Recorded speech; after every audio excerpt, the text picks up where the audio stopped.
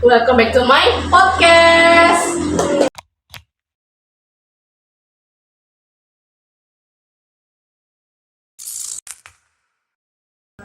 Today we are with Fatma. Hello Fatma.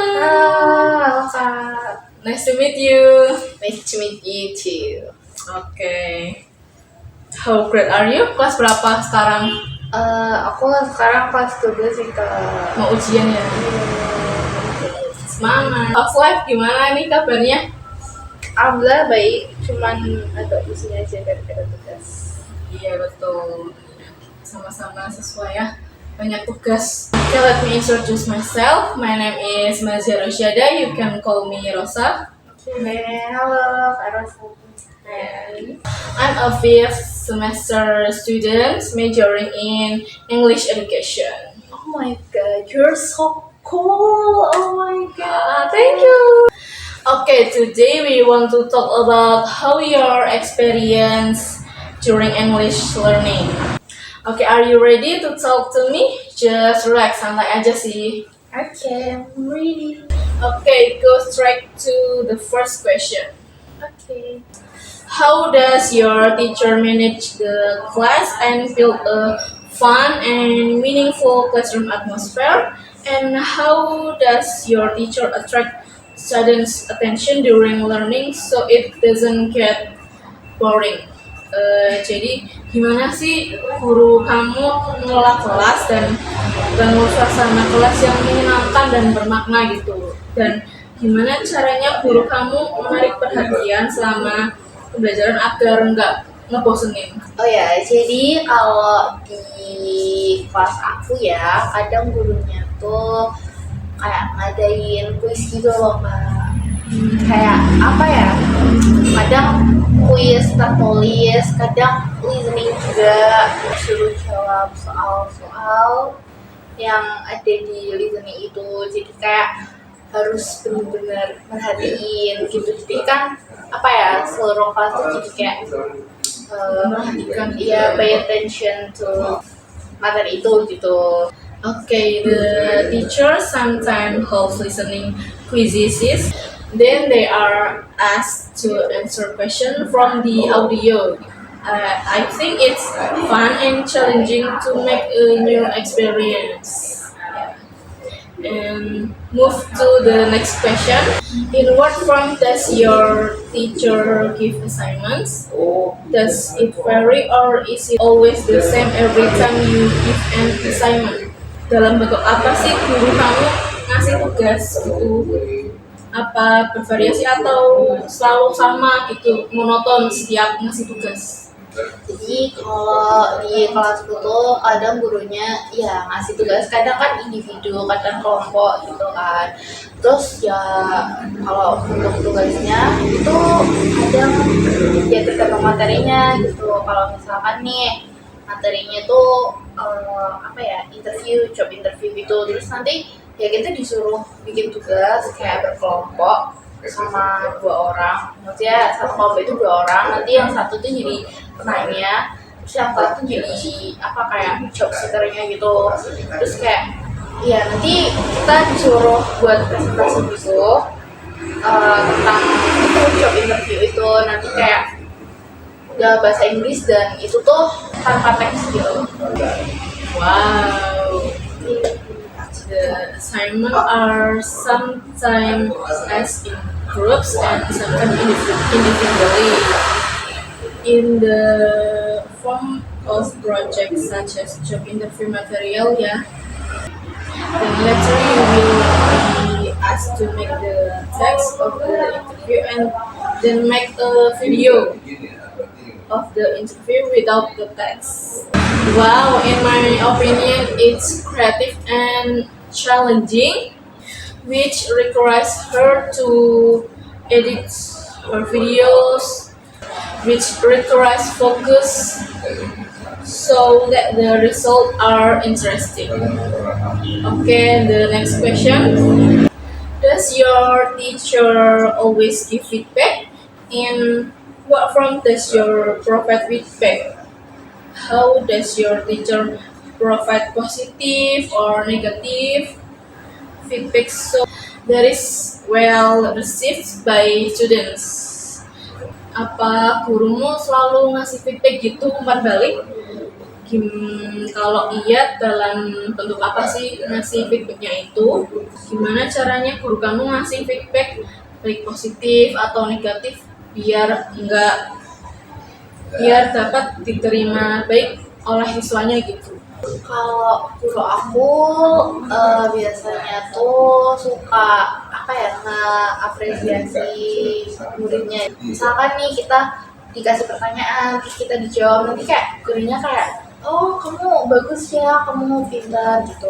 Jadi kayak kita yang dipuji itu sebagai siswa kayak merasa iya, kayak benar-benar dihargai gitu. Ada pronunciation yang lumayan itu pasti dipuji kayak, oh my god, your pronunciation is so good. She was once asked to read an English text, and her teacher gave her good praise that her pronunciation was good, and her teacher appreciated each student's answer. I think it is something that every teacher must learn to appreciate each student answer so that the student feels happy and cared for. Yeah, and move to the next question. Does your teacher train students to think critically, perhaps in group work? Guru kamu itu nggak melatih siswanya untuk berpikir kritis gitu? Apa mungkin dalam bekerja kelompok gitu? Sebenarnya aku kurang yakin untuk berpikir kritis. Maksudnya aku nggak tahu ya guru aku benar-benar belajar berpikir kritis atau enggak. Cuman kadang kalau misalkan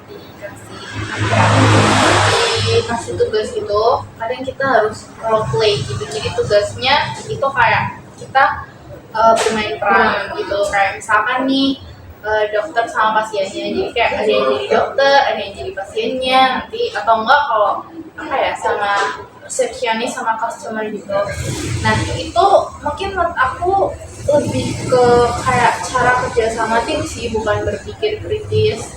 Kayak kalau misalkan satu orang nggak kerja kan nanti itu tugasnya nggak selesai, karena kan itu bener-bener semua orang tuh harus ikut andil dalam role play itu kan, kayak semua orang dia ada bagiannya rasakan. Iya. The teacher asked her to role play, like a conversation between a doctor and a patient, and then she also played the role of seller and buyer. I would say things like that make students have imagination and creative thinking skills, and can also give student experience in dealing with situation in the real world. Yeah.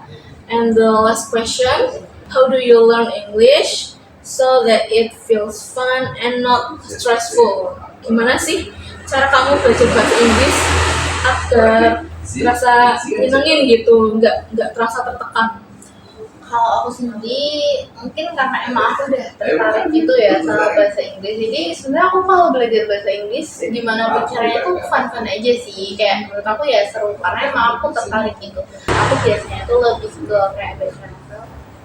Ya aku sering baca novel bahasa Inggris gitu. Nggak sering sih, cuman kayak beberapa kali aja, kayak misalkan ada yang menarik gitu, jadi aku ya baca itu, meskipun itu pakai bahasa Inggris. Jadi kayak aku setiap kali tuh harus buka Google Translate gitu loh, jadi kayak buat apa ya, buat terjemahin satu-satu kata yang aku nggak tahu. Terus kadang aku catat juga, dan menurut aku itu Menambah kosakata ya. Iya, jadi kayak ya lumayan lah. Terus kadang juga musik, aku juga suka dengan musik, kan banyak tuh kayak musik-musik keluar gitu. Nah aku dengerin musik itu, kayak misalkan punyanya Taylor Swift. ya Taylor Swift, terus juga Ariana Grande, terus kayak One Direction, itu bagus banget.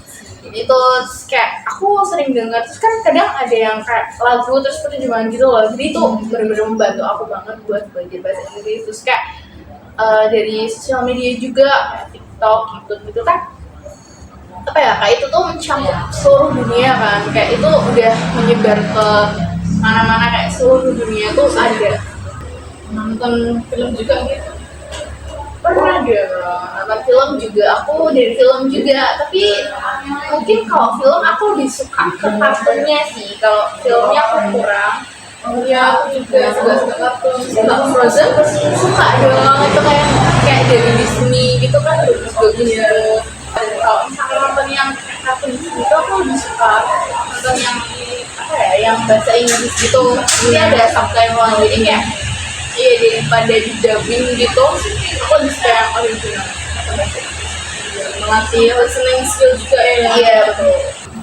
How she learns English by watching movie, listening to English songs, and scrolling through social media containing content about English.